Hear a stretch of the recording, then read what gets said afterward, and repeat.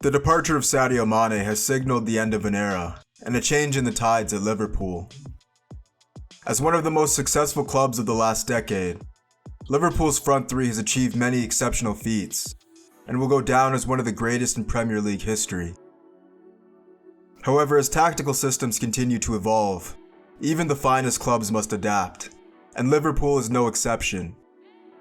The Reds have thrived with a false nine system, with two free-scoring winger-striker hybrids. Yet, sometimes adaptation involves replication, and with the announcement of Manchester City's signing of Erling Haaland, came Liverpool's equivalent. Darwin Nunez from Benfica was their decision, and his arrival as the club's record signing brings tremendous expectations.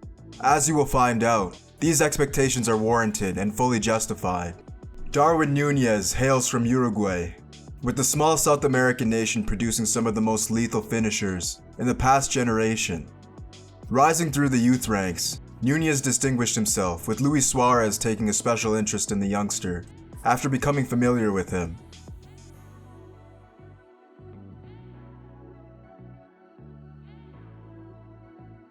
At 23 years of age, Darwin Nunez has reached full maturity from both a physical and mental perspective, and given his tactical utilization, he is due to enter his prime any time now. Nunez plays with tremendous passion and pride for the badge on his chest, and will go all out for his club, a prerequisite for the institution that is Liverpool. From the outset of his career, he demonstrated excellent attacking instincts. He operated as a winger and center forward, scoring 4 goals over 22 matches for his boyhood club, Peñarol. After just 2 seasons, Nunez was snapped up by Almeria of the Segunda Division of La Liga. It is here that he distinguished himself, scoring 16 goals over 30 matches as the lone striker in the 4-2-3-1. From the outset of his time at the Spanish side, he demonstrated his ability to receive the ball from vertical and diagonal through balls into space.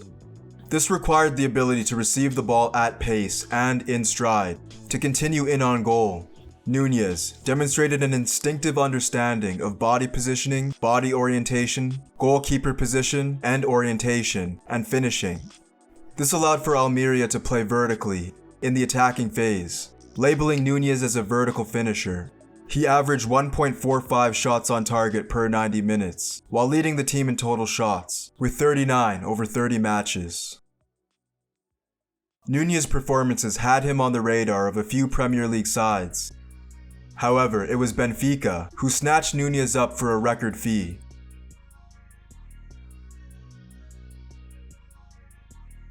He was instantly inserted into the plans of the Portuguese giants, with manager Jorge Jesus opting to deploy him as a left-sided striker in the 4-4-2 and the 3-4-3. Benfica, who averaged 61% possession in all competitions, was used to playing a possession-oriented style of play in control formation. In the high block, Nunez was an active participant in the press. He finished the season 2nd in pressures, while 7th in pressures in the neutral third. He led the team in pressures in the attacking third, as the main initiator of the press. Having a high-energy attacker who is able to track back and pester over the top support is critical for winning the ball back and maintaining possession. This made an aggressive over-the-top attack very risky, as the attacking side risked getting carved up in the event of losing the ball. And Nunez was an excellent counter-attacking threat. With excellent acceleration, he was able to gain separation from defenders while being played into space in the same method that he had perfected in his prior roles.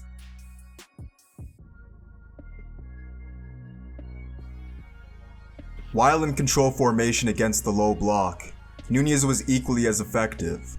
Jesus' system involved a 4-man back line, with the facilitator building up play from deep in the neutral third. The play would usually commence with a sideline orientation, shading the left flank. This provided the man on the ball with both shallow and at-depth crossing options. The tactic ensured that the man on the ball had passing lines available to him in the event that he were to be closed down and pressured, while maintaining advanced lines with ample options. The system required forwards who were adept at dealing with congested space while acting in coordination with their teammates.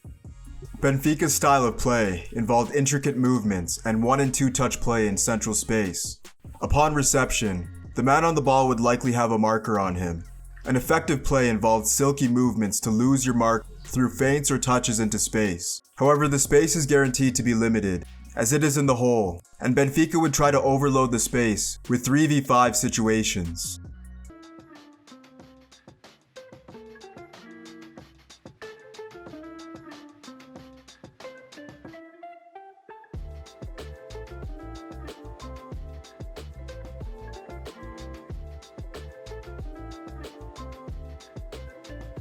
Nunez could also slip into the left channel to facilitate the attack.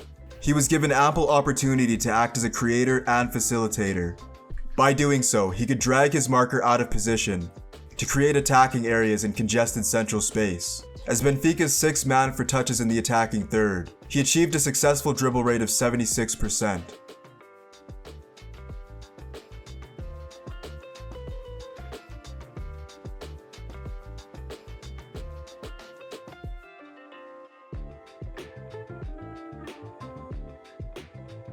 However, it is as a finisher that Nunez truly excels. He occupied the left channel with the capability to locate central pockets or drift into the right side to finish.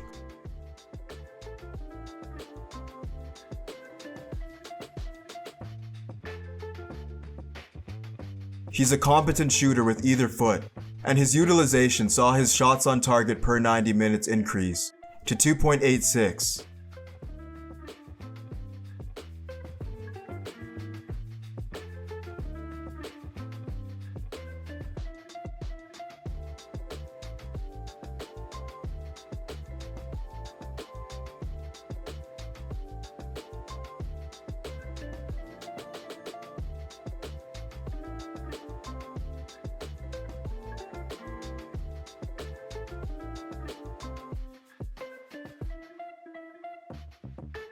Given Nunez's finishing ability, one can consider Jesus to have mismanaged the young Uruguayan in the 2020-2021 season, with the lowest goal return over a full season in his career. Although in the short run his numbers suffered, the long run benefit is that Nunez developed an understanding of precise and efficient attacking movements in confined space.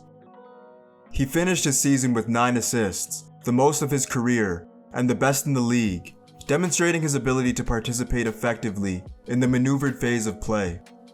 With a change of managers midway through the 2021-2022 season, came a new outlook and new tactical system. Sometimes the most subtle tweaks result in massive changes, and when Nelson Verissimo was appointed as Benfica's caretaker manager, massive changes occurred. Former manager Jorge Jesus was already beginning to tap into the counter-attacking potency of Nunez. In Jesus' final months with Benfica, the formation was altered slightly to emphasize vertical play, with lanes for his 2 men up front. From the 3-4-3, Rafa Silva could drop into the space to link and facilitate. Yaremchuk would act as the big target man to control aerial space, with Nunez taking the left channel.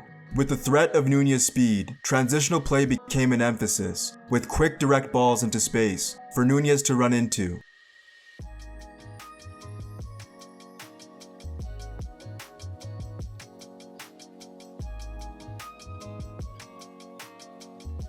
Benfica could defend with 7, with a 5-man back line, and 2 men to disrupt the midfield. In this way, playing a controlled, maneuvered, and possession-oriented style of play became less of a priority, with quick transitions becoming the method of play.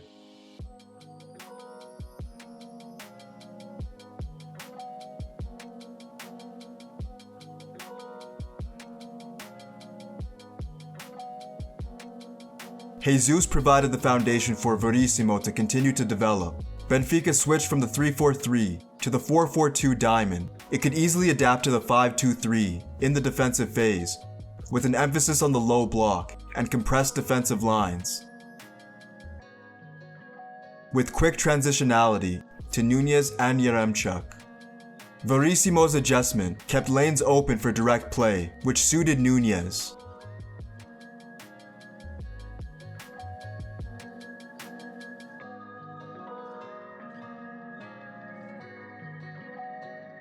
From a tactical perspective, Nunez was required to demonstrate an understanding of the attacking space to utilize it most effectively. Verissimo's system allowed for this.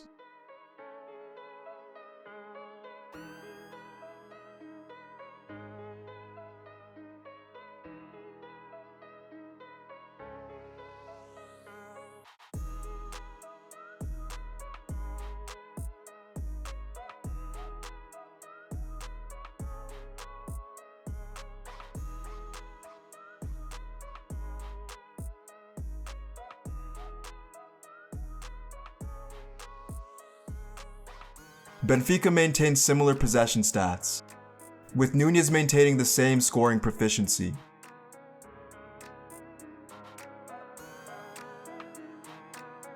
On the surface level, one can assume that Nunez is a like-for-like switch for Sadio Mane on the left flank, as he possesses the attributes of a winger, but is a striker. Although he is an excellent dribbler with a 55% successful dribble rate, his talents are not maximized as a creator on the wing. He possesses below average passing and crossing accuracy when compared with Liverpool's attackers, and thus, it is unlikely that he acts as a winger. If he acts as a winger, he will be placed within the attacking half spaces in an inverted role to maximize his scoring threat. This would allow for Firmino to continue to operate as the false nine within the system, with Salah on the right wing. All involved wingers provide pace and a potent scoring threat. This attacking formation would satisfy all the requirements to maximize each man's abilities. However, it means that not every man will be guaranteed match time. An alternative would be to play the 4-2-3-1, in which Nunez acts as the striker, with Firmino as the central attacking midfielder, with Diaz and Jota alternating on the left wing, and Salah on the right wing. Thiago can also alternate as the central attacking midfielder, for depth and creativity in all sets. In either system, Nunez has the skill requirements to be an active participant in the attacking phase. With his height, frame, and athleticism, he is a viable aerial finisher and can act on the sharp end of crosses from any area of the pitch. Specifically, look for the back post delivery from the right back Alexander-Arnold. Ideally, he will operate as a center forward with the freedom to drift and participate on either side, but Klopp may need to reconsider his formation to accommodate for this, or convince his superstars to be content with coming off the bench. Nunez is an €84 million talent that has broken the record fee for his last 3 clubs, and this is for good reason. It is unlikely that he will come off the bench, and any lags with him starting will be related to chemistry development. Only time will tell how Nunez will work out at Liverpool, but his skill set is something special. He is the ideal modern striker who has aspects of all attacking positions. He currently is under the right manager, club, and system, but ultimately he will need to adjust to the tactics and the expectations of a massive institution. Luckily, he has an excellent fan base to play for, and Reds fans have a lot to be excited about.